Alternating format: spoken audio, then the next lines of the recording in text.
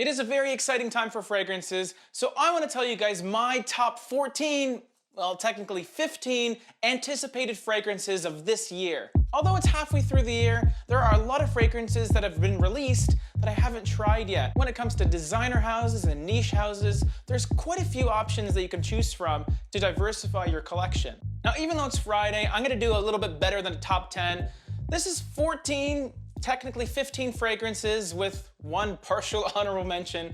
So there's quite a few fragrances I want to get into. So let's get into it. The first fragrance I wanted to talk about was AVENTUS Cologne.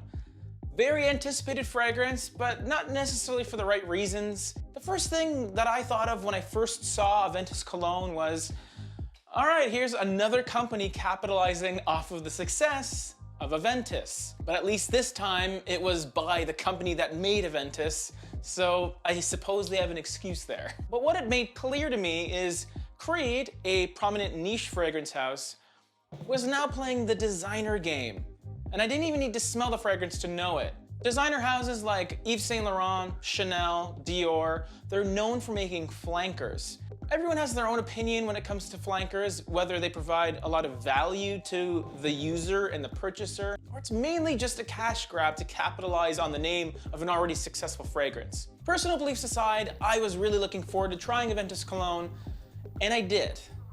And that's the reason it's so high on this list. I don't really have that much anticipation for it because I've already smelt it. And I won't say how it smelt, but if you are decent at reading body language and facial expressions, you may get an idea of how I felt about it. The next fragrance we have on this list is Fragrance One's Office for Men, which is Jeremy Fragrance's first fragrance. Another highly anticipated fragrance that I did get to try. Jeremy Fragrance remains the most influential fragrance YouTuber, and he released a fragrance, so obviously everyone's gonna want to try it and smell it. It is marketed as the #1 office fragrance, and I won't get into detail on the smell again. Oh, hell no. Maybe in a later video. I smelt it already, so it couldn't really go that high on this list.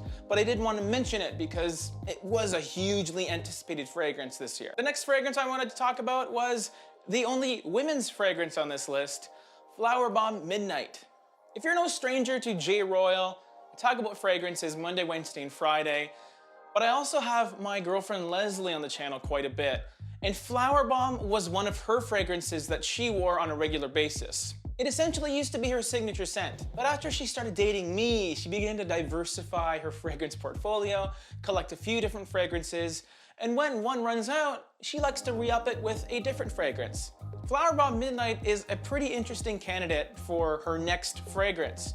It is still a floral fragrance at its core, so even though it is quite sweet, it does have a fresh quality to it, and it's gonna be obviously a darker flanker, which means you could probably wear it a lot more in the evening as well. The midnight portion comes from the added blackcurrant, which will be really interesting.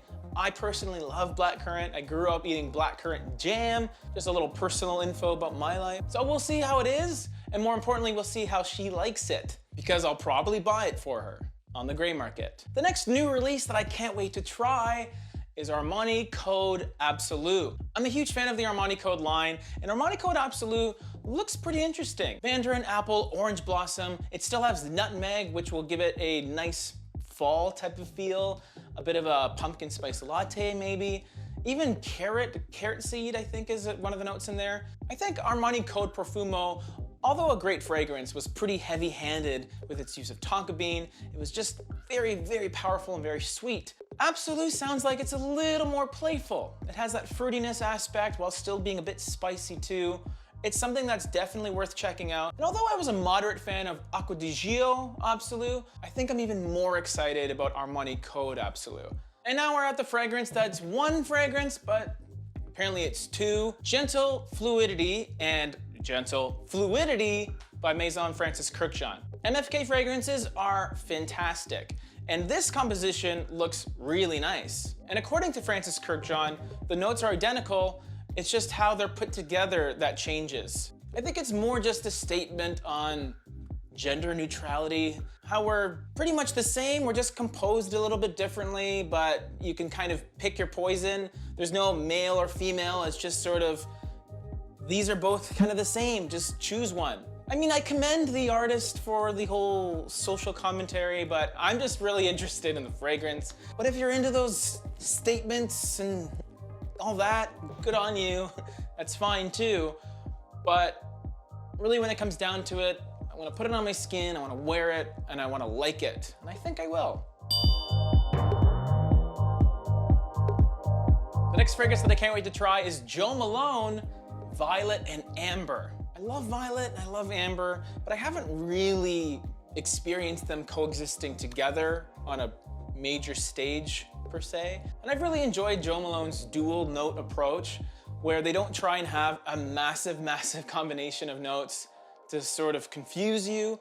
It's a little bit straightforward in how it's presented, but really the main reason it's on this list is because the bottle looks dope. It looks so cool. So hopefully it's good enough to justify owning, because I would love to have that bottle on my display in my wine cooler. Next up, we have two fragrances from the same house, essentially the same line of fragrances. Hugo Boss Bottled Oud Saffron and Oud Aromatic. Not only am I a fan of the Boss Bottle DNA, I'm even more a fan of the flankers. Deviating from the original has the benefit of smelling less like a lot of dudes that wear the original Boss Bottled. And I thought that Boss Bottled Oud was a pretty awesome release. It was a major designer house that was taking a step towards a little more high-end perfumery by using oud. Oud is not often used in Western perfumery, so good on them for diving in. Now they're doubling down on it with double fragrances. Oud Saffron will introduce a little more rose as well as saffron. And as far as I know, Oud Aromatic isn't necessarily aromatic in the green sense, but they're going to incorporate myrrh, which is awesome. I think a resinous smoky myrrh would really complement Hugo Boss Bottled Oud. So both fragrances, pretty stoked about, but maybe more so the aromatic one. Real cool. Now, keeping the theme of multiple bottles, the next fragrances I really wanted to talk about is the Dunhill Signature Series. This is a set of 4 fragrances from Dunhill that takes things into a more Eastern direction. 4 darker, heartier notes that aren't often showcased by major designer houses. I do really enjoy Dunhill Icon and some of its flankers.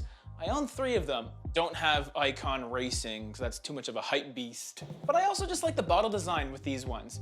They're kind of like Icon because they have that metal cap, but then they have the glass bottom, which showcases the color of the fragrance inside.